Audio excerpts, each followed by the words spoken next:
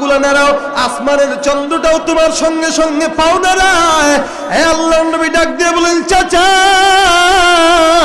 আল্লাহর কসম, ওই আল্লাহ পাক রব্বুল আলামিন দুনিয়ার জিন্দেগিতে যখন আমাকে পাঠাইলেন, আমার কোনো ভাই নাই, বোন নাই, আমার কোনো খেলার সঙ্গী নাই। আল্লাহ পাক রব্বুল আলামিন দুনিয়ার জিন্দেগিতে খেলার সাথী হিসাবে ওই আসমানের চন্দ্রটা আমি রাসূলের কাছে পাঠায় দিছে। এই নবীর উম্মত, এই নবীর দাম কিরকম?